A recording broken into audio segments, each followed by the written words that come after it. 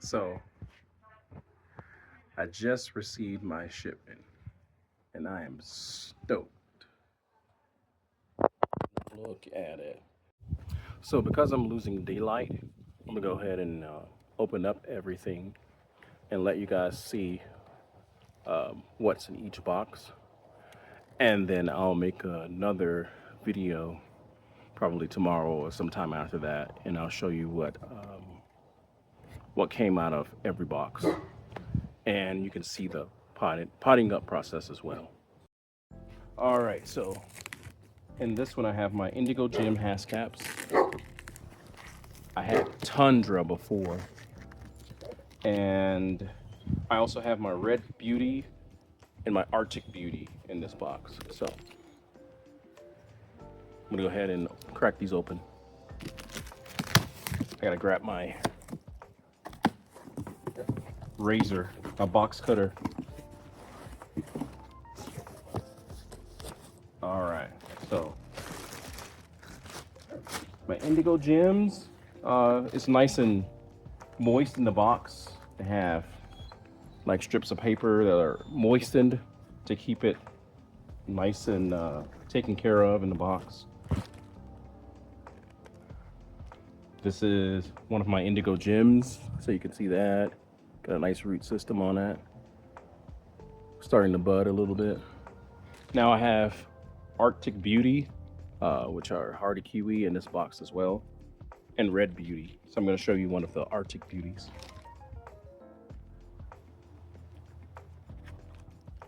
All right, so it's my Arctic Beauty. It has a little bit of a root system going. So I'm most excited for these because they take about 3 years to start producing fruit, whereas the Anna, it takes about anywhere from 3 to 5 years to produce fruit. So these Arctic Beauty, I'm gonna take one Arctic Beauty and one Red Beauty for myself for personal use to see how fast I can get it to fruit. Let me grab my box cutter. In this box, I have my pine berries, is what it said, and my meter. So Anna is the female, and meter is the male of the hardy kiwi. So, and again, the Anna takes about 3 to 5 years. My Arctic Beauty and the Red Beauty take about 3 years. So I'm looking forward to taking care of those to see if I can get them to fruit a little bit earlier.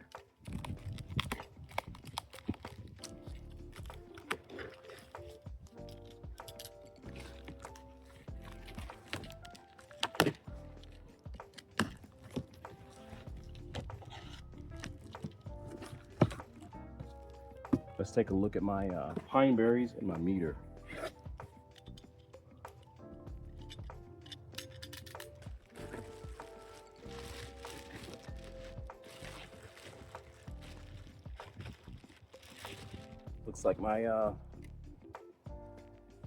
Looks like all of my pine berries are ready to go.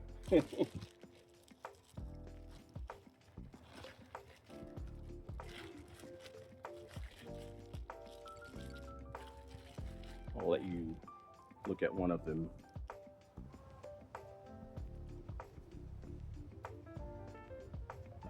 Looks like I got a little bit of spotting, so hopefully it's something that's not a disease or something that I can't control.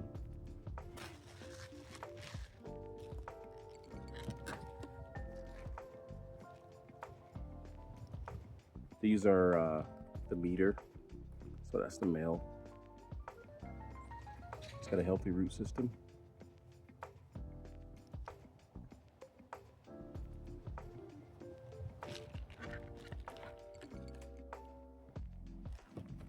There's another meter male.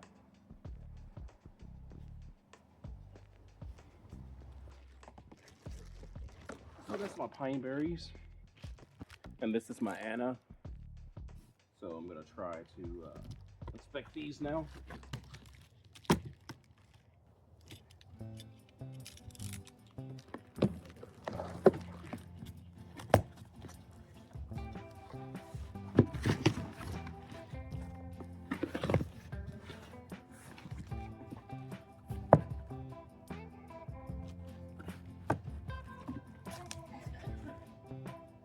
and it's actually Anna, an indigo treat hascap.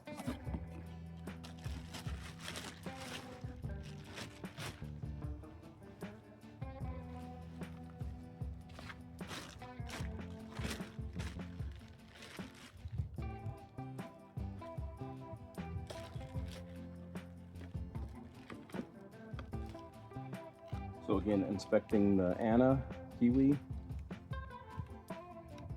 Like they have a little bit of roots coming through. And they look pretty healthy.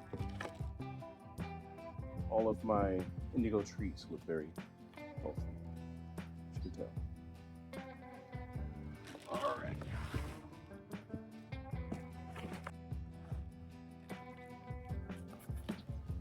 So in this box I have triple crown blackberries, and it says Aurora hascaps. So my Aurora honeyberry.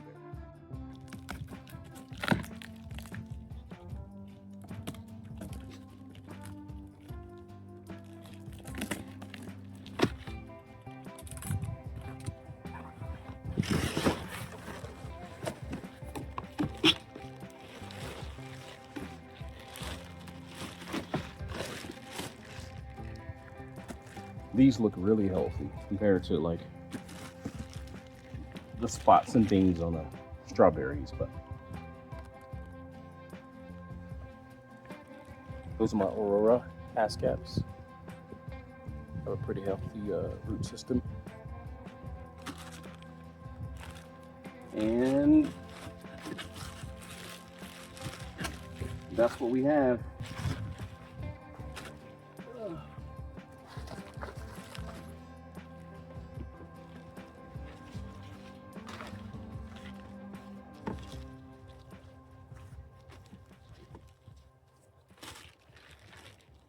Trying to be careful not to harm anything. It appears the Aurora were sitting on top of the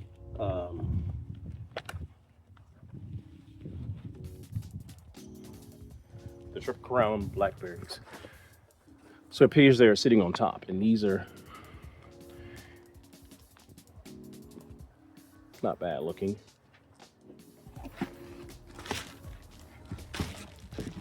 So you can see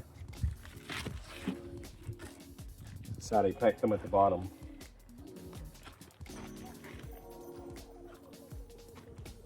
So all of my triple crown blackberries look like they'll be doing pretty good. So look like they have healthy root systems, and they look like they'll be doing well. So I said 6, but it's actually 5 boxes. And I think I'm gonna start with my Anna raspberries first and potting them up. So these are my Tundra hascaps. And so far what I've done is I've taken my personal soil mix. I've put them in these trade gallon nursery pots, and I put mycorrhizal fungi on the roots to kind of help with the root growth. And I also put a little bit of, because they're all waking up, also put a little bit of barytone in here and humic acid. So I'm getting ready to backfill everything right now. So there's about 21 sitting here out of a flat of 38 Tundra hascaps. So I definitely have a little bit of ways to go, but I'm just gonna let you guys see a little bit of what I got going on right now as far as potting up, because I know that everyone doesn't want to see the whole potting up process, because that would be a lot. So I'm gonna go ahead and just pot these up. You can kind of see the process, as you can see right now. Well, if you can see that, I'm not sure. But on all of these, there's like a little dusting, and that's mycorrhizal fungi. So I've dusted all of them, put humic acid, barytone, and all of them. And in this potting mix of mine that's personalized, I have a little bit of cocoa coir, a little bit of peat moss, and I have a little bit of wood chips, and I have compost. So that's what I have in this potting mix currently right now. And then I have a little bit of native soil in there with it, just to kind of give it um, the microbes that it needs and kind of give it a little bit of a boost. So that's what I have into all of my pots right now. And so I'm just going to backfill these. They all have a pretty healthy root system. I don't know if you can see that, but they all have a pretty healthy root system. And I'm just going to go ahead and backfill these so you can see that process.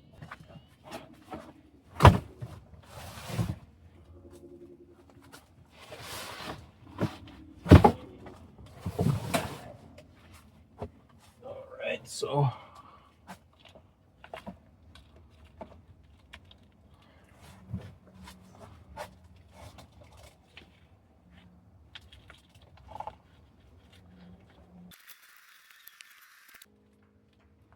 what you didn't get to see in this video is that I massaged the roots a little bit before I put them in this pot, just to kind of make sure that those roots are ready to take on this pot, because I don't want them to be root bound.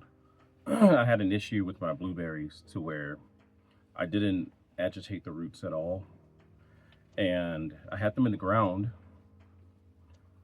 and they weren't doing so well.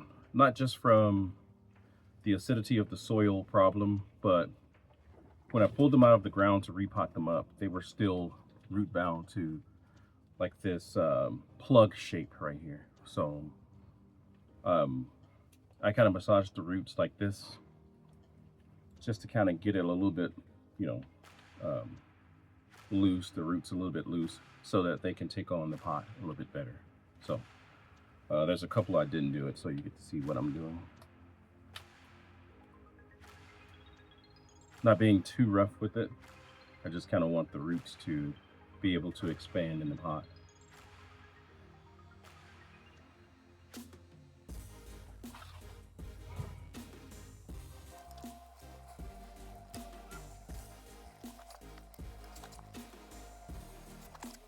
I forgot to mention in the video that I also put in a little bit of charged biochar, just to kind of help them with a little bit of a boost as well. So there's a little bit, not very much, but a little bit of charged biochar. I charge my biochar with pretty much a compost slash seaweed kelp mix with fish fertilizer and humic acid. So I just kind of put all of that together and let it sit there for a couple of weeks before I got these. And then I started putting them around my plants and my trees. And I put a little bit, not a lot, in this mix as well, the potting mix. So I'm just trying to make sure that, you know, everything has what it needs when it's waking up, or after it completely wakes up. It'll have everything that it needs to thrive. So I'm going to be keeping these plants probably for at least a year. And I just want them to do the best that they can do in this pot, this temporary situation. Of course, after they start getting a little bit bigger, they'll have to be switched out of these trade pots to like maybe a 2-gallon trade pot. But I think they'll do well for a year in this pot. Again, this is all experimental. This is my first time trying to run a nursery. So I just like to show everything that I'm doing. So if there's any problems with anything that I'm doing, you guys will get to see my mistakes. I kind of looked around, did a little bit of research as far as what's the best soil mix, and really you can find several answers everywhere. I even called nurseries and asked them what they use for their soil mix. And one of the nurseries I talked to, I told them what I had, you know, because you use what you have. You don't want to spend a whole bunch of money on soil, you know. Oh, and I forgot to mention in this soil mix, if I didn't mention it, there's also perlite and vermiculite. So just to kind of help with drainage and holding on to some of the moisture. And this soil mix right now is pretty moist right now. So I don't have to do a whole bunch of watering in, like a bunch of it. But it's pretty moist right now. And I'm just going through here, and if they're a little bit too high, I just, you know, dig it down a little bit and adjust it. Like this one, I think it's a little bit too high. Just go ahead and adjust that.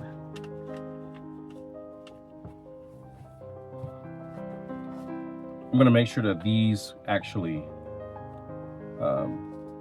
sit outside and overwinter. So they're gonna be all grouped together. I'm gonna try to heavily mulch everything while they're all grouped together so that they can overwinter here and get used to this climate, because I don't want to try to sell them unless they've went through one of our winters first. So I have potted up 21 of these tundra honeyberries, or haskaps, the official name.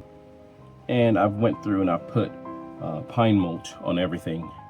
And then I also put tags and everything just so I can make sure I know what everything is, because I potted up about, if this is 21, then I also potted up, I want to say I potted up about 12 of my Anna raspberries. So I potted up 33 so far, and I have so long to go. I don't feel like I've even dented how much I have. So I'm just gonna keep doing that, just potting things up and setting them off into my different areas, and I'll let you guys see my finished potting up process, so you can see everything once it's potted up. So I got a bit of work ahead of me, and I'll just show you guys the end of that.